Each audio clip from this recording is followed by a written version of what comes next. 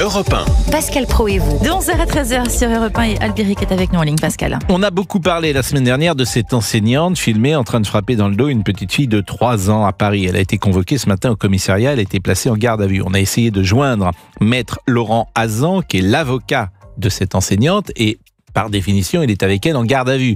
Donc on ne peut pas, plus exactement, entrer en communication avec lui. Mais je vous propose d'écouter Laurent Hazan, puisqu'il mettait en perspective peut-être les raisons de ce qui s'était passé dans la classe. On lui refuse toute circonstance atténuante, on lui refuse le droit de craquer le jour de la rentrée, et il y a parmi les causes des problèmes personnels, des problèmes de santé, et la pression et l'effervescence d'une rentrée, c'est une espèce de tsunami, surtout dans des établissements qui peuvent être compliqués, avec des familles qui, pour la plupart, dans cet établissement, sont issues de l'immigration, donc il y a aussi des codes très particuliers.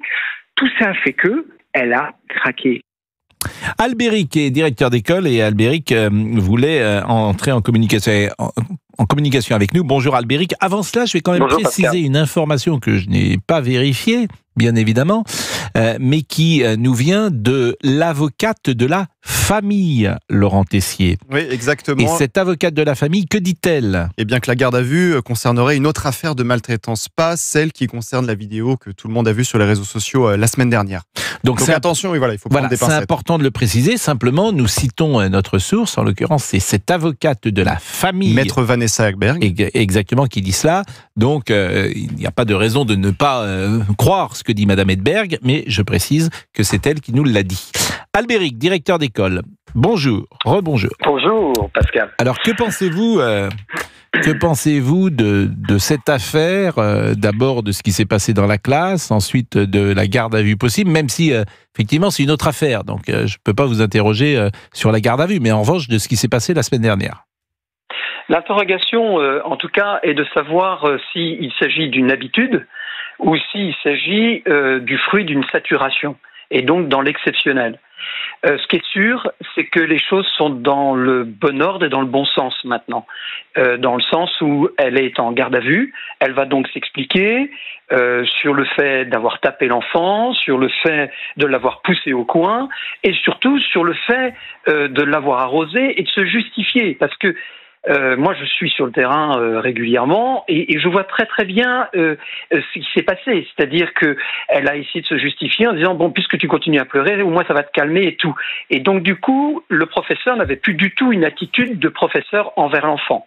Donc ça, c'est un point qui est très important parce que, vous savez, chez les éducateurs comme chez les professeurs, nous avons comme première mission, avant même d'enseigner, nous avons à assurer la sécurité du mineur. Et là, on n'est pas du tout dans ce contexte-là. Donc il est normal qu'elle s'explique.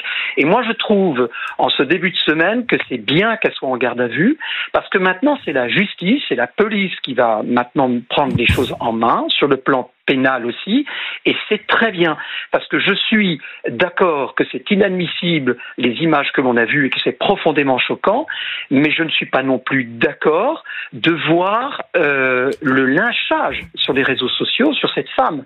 C'est-à-dire que c'est un fait que les images ont été violentes, mais ça ne justifie pas de la lyncher comme on le fait et d'atteindre sa dignité. Ce professeur est un être humain et maintenant elle doit s'expliquer et elle doit réparer. Et je pense que quasiment tous ceux qui nous écoutent sont à 100% d'accord avec ce que vous venez de dire. Mais c'est le monde dans lequel nous sommes aujourd'hui. Les réseaux sociaux, on le sait, sont parfois une horreur. En fait, derrière une image comme celle-ci, si elle est diffusée, déjà on peut s'interroger pourquoi elle est diffusée et comment elle est diffusée. Et il eût mieux fallu sans doute qu'elle ne soit jamais diffusée. Bon, oui. Mais la seule attitude, me semble-t-il, c'est de ne rien commenter. C'est-à-dire que, j'imagine, Géraldine, vous n'avez pas commenté cette image, vous l'avez vue. Laurent Tessier, Fabrice Lafitte, les uns et les autres, vous n'avez pas commenté. Ce n'est pas à nous de commenter. Simplement, vous êtes dans une société qui est, de ce point de vue, différente. Albéric, depuis combien de temps vous enseignez ?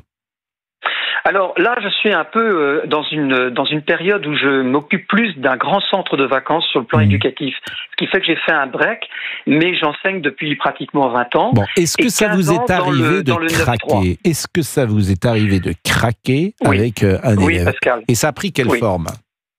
Ça a été parce que en fait, il y a eu 2 moments. Il y a un moment où j'ai vraiment failli craquer. J'ai été sauvé parce que on ne doit pas s'occuper d'enfants en détresse tout seul.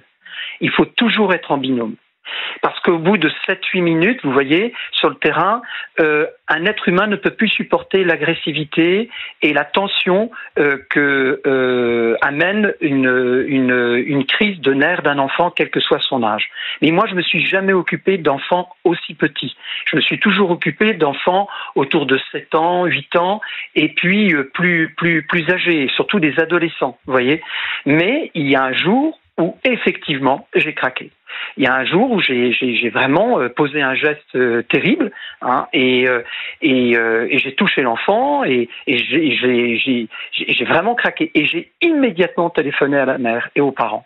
Et les parents m'ont dit, Monsieur de Serran, ne vous en faites pas, nous comprenons et tout. Je l'ai prévenu à mes supérieurs et tout, et j'acceptais totalement d'assumer la responsabilité de ce geste. J'ai bousculé violemment l'enfant et c'était inadmissible de ma part. Donc, ça peut arriver. On était en mars. Ça faisait 17 ans que j'exerçais ce travail. Cet enfant était très violent avec des professeurs autour de lui. Donc, je l'ai bousculé parce que il y avait comme une légitime défense. Mais je l'ai quand même considéré, même si c'était normal que je le bouscule, j'ai considéré que c'était grave. J'ai vraiment considéré que c'était grave. C'est intéressant parce que en même temps que vous parlez, moi je me souviens, et ça me choquait d'ailleurs, quand mes parents faisaient une réunion avec les parents d'élèves, je crois que c'était mon père, qui disait toujours aux profs, on est en 75 ou 76 ou 77, il disait, vous savez, vous avez toute l'attitude pour reprendre Pascal et pourquoi pas lui mettre une claque. Bon, ce que mes parents d'ailleurs... Non, en fait. Bon. Ouais, et là, bon, c'est une autre époque. Non. Effectivement. Et moi, j'ai pas souvenir en plus d'avoir pris de claque. Si un prof de gym une fois nous avait mis une claque. Donc il s'appelait Boyer, je me souviens. Bon, mais effectivement à l'époque, il y avait des châtiments corporels.